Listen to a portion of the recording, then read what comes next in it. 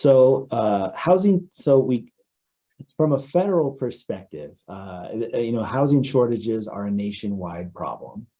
There is an administration announcement from the federal government which encourages these types of missing middle housing to address affordability.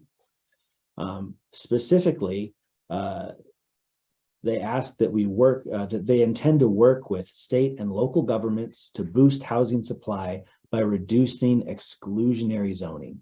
Now, this prohibiting of townhomes and duplexes would be an example of exclusionary zoning.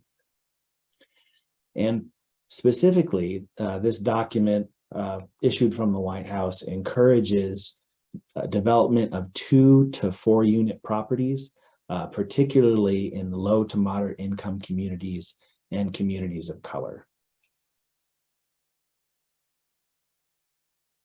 At the state level, for the last several years, the state legislators have been promoting the idea of taking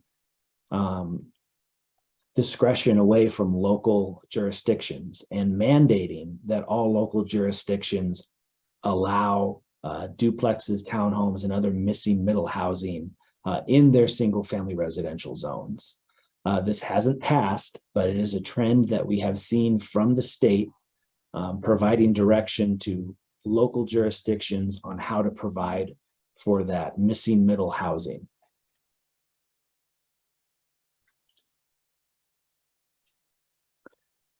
Now, how this is being promoted at the county level, you've already seen this joint study produced by the city and the county that outlines strategies to achieve missing middle housing. And additionally, Kitsap County already allows these housing types within our urban growth areas. Locally, and I'm going to address these pictures here on the right-hand side before I talk through these code sections. Locally, we have support for these amendments also. That first picture there is a duplex, a couple of duplexes off of Lafayette. This backs up right against a Forest Ridge Park. This was a development of about 10 separate duplexes that were constructed in the early 2000s. That's before our zoning code changed to prohibit duplexes in this zone around 2004 and 5. So this is a attached single family home that's on High Avenue. It was constructed about 2018.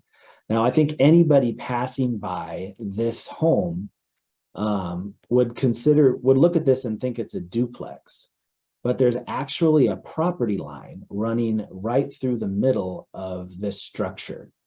So that's what an attached single family home is. It means they share one common wall.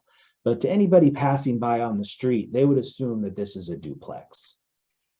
Attached single family homes are allowed citywide.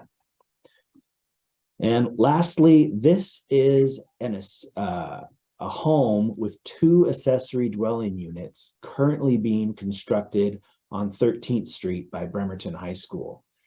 Once again, I believe anybody looking at this home would think that is a single family residence, when in fact, there are 3 separate dwelling units within that one structure. So